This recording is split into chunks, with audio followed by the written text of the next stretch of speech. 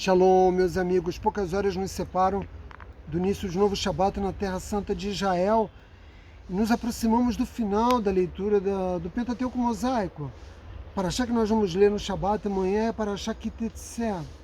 Como acontece em tantas outras, ela traz muitas mitzvot. E a minha missão é selecionar alguns desses temas para poder oferecer a vocês fragmentos da sabedoria judaica. A Torá nos ensina que não se pode alcançar elevação espiritual, judeus ou não judeus, se você não se esforça para adquirir a qualidade moral da discrição. Mas o que é a discrição para a Torá e para Hashem? Certamente você vai se apressar em dizer, olha, a discrição é o recato, é a forma como nós nos vestimos. É verdade que a forma como nós nos vestimos é importante. Se não fosse assim, eu não estaria no pleno dia de verão em Jerusalém, vestindo um terno preto. Mas apesar da importância que o recato tem, ou seja, de cobrir os nossos corpos, a discrição não pode ser vista apenas e tão somente como uma extensão do recato. É preciso que o indivíduo tenha controle sobre as decisões que ele toma, sobre aquilo que ele fala, sobre os exemplos que ele dá na sociedade. Portanto, uma pessoa no ar, uma pessoa discreta, é justamente aquela que procura desenvolver uma qualidade fundamental, que é a qualidade da discrição, que se expressa num esforço permanente para não se exibir. Isso é muito difícil, por quê? Porque nós vivemos num mundo que nos arrasta na direção contrária da sabedoria da Torá o tempo todo. São exigidos das pessoas um constante esforço de autopromoção. Carro que você compra, roupas que você veste, apartamento que você aluga, tudo isso faz parte desse pacote de autopromoção. As pessoas criaram, em torno de si mesmas, o tempo todo, um trabalho no qual o que se busca é chamar a atenção. E é justamente isso que você não deve fazer.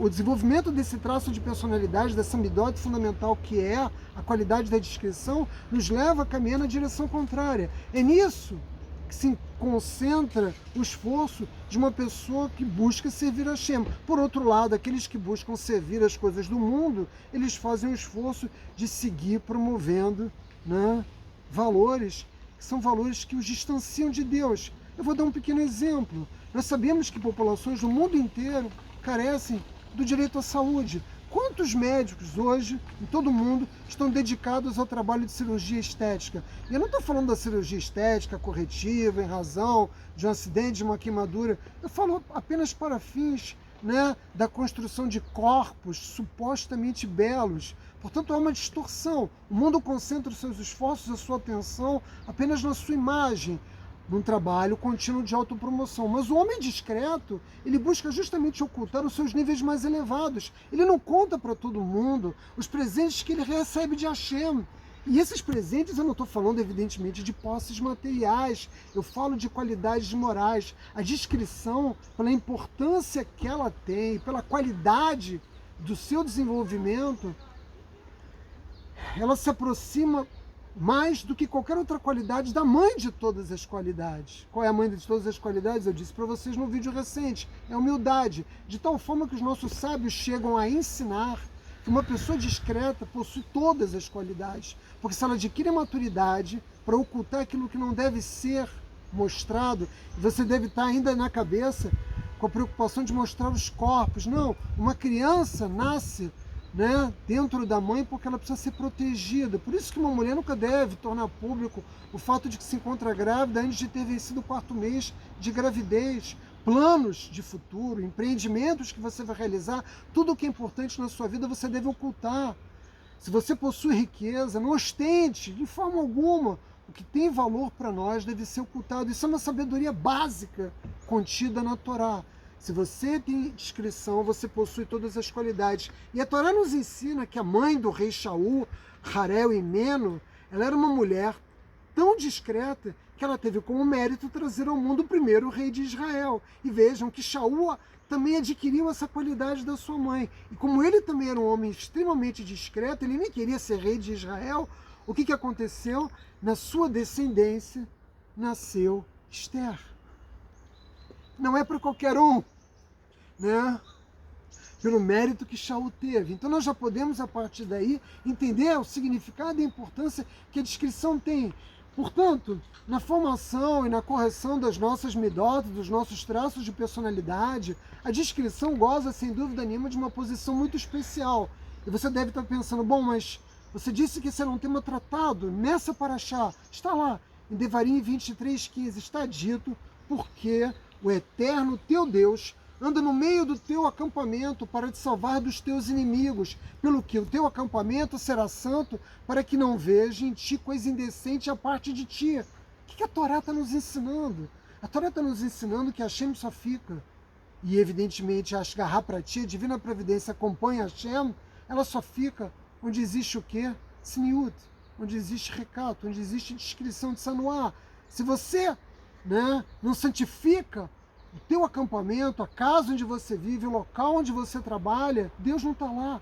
Deus não fica nos lugares onde prevalece o fosso moral desse mundo degradado, no qual as pessoas se comportam com chutzpah, ousadia, falando o que querem, sem nenhum tipo de controle, acerca do que devem dizer. Esse é o mundo que a geração anterior legou para nós e nada parece nos levar a crer que a nossa geração vai deixar como legado um mundo melhor, nesse sentido, do que aquele que nós recebemos. O que a Torá nos ensina aqui é que aonde há descrição, a divindade está presente. Agora, onde ela não está, nós somos punidos com castigo. Que castigo é esse?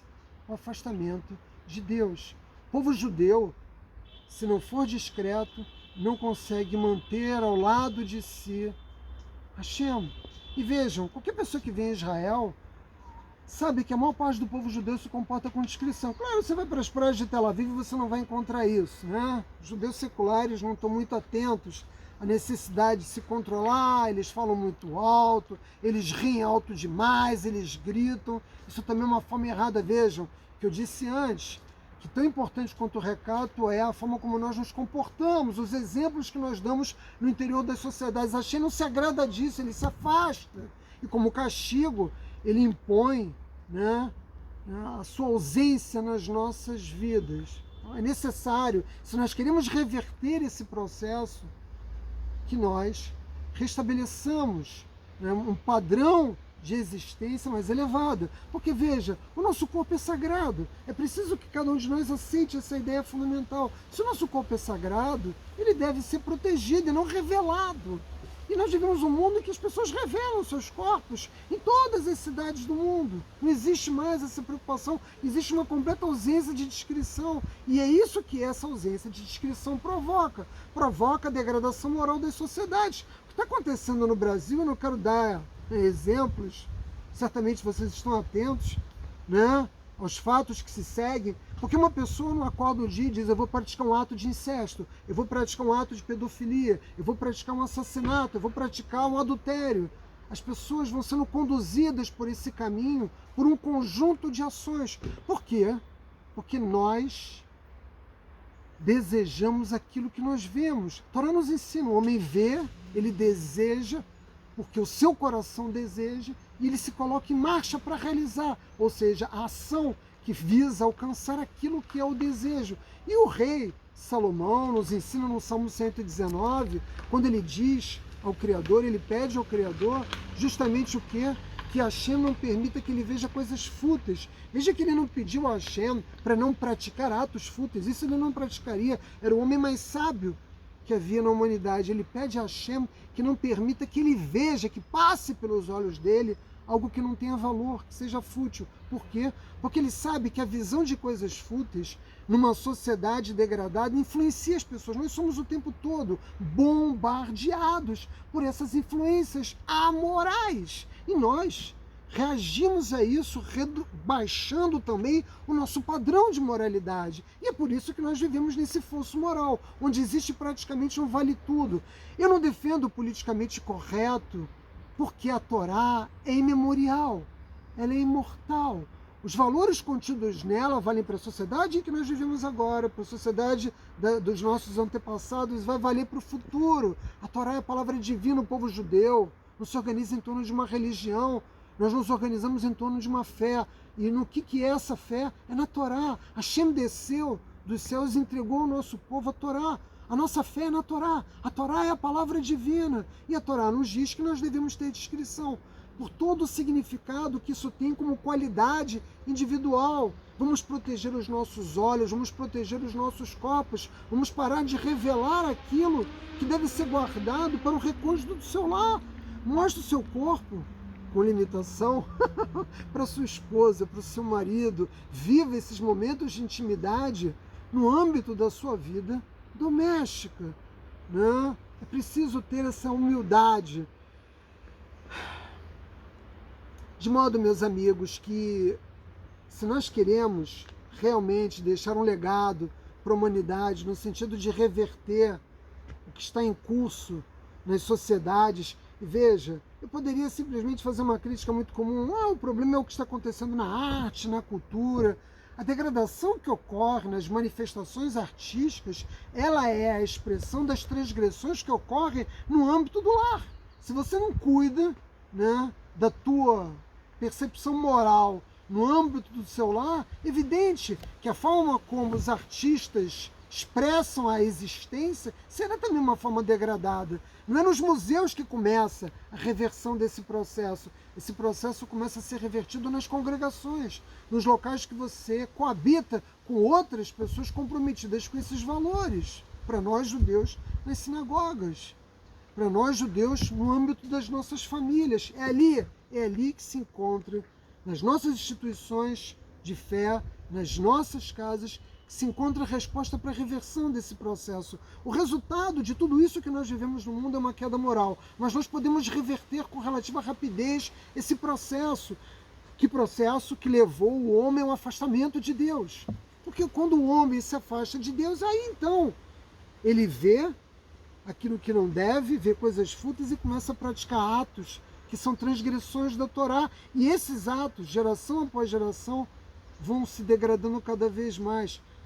Quando Deus decidiu destruir Sodoma e Gomorra, não decidiu destruir apenas pelos atos praticados por aquela geração, mas como resultado de um conjunto de ações que foi se consolidando no interior daquela sociedade, porque afinal de contas a Hashem dá muitas oportunidades. Antes do dilúvio, Noa recebeu a missão de construir a arca e ele teve 1 século para fazer isso, ou seja, Hashem adiou o decreto de destruição da humanidade por 1 século. Nós temos muitas oportunidades do Criador, mas vida com tzniut é o que nós devemos almejar, vida com recato, vida e no qual nós cuidamos com aquilo que nós pensamos, com aquilo que nós dizemos, com os exemplos que nós damos na sociedade em que nós vivemos. Esse é o caminho para a construção de uma vida com descrição, meus amigos. É o que a sabedoria da Torá tem para dizer a vocês hoje. Shabbat Shalom!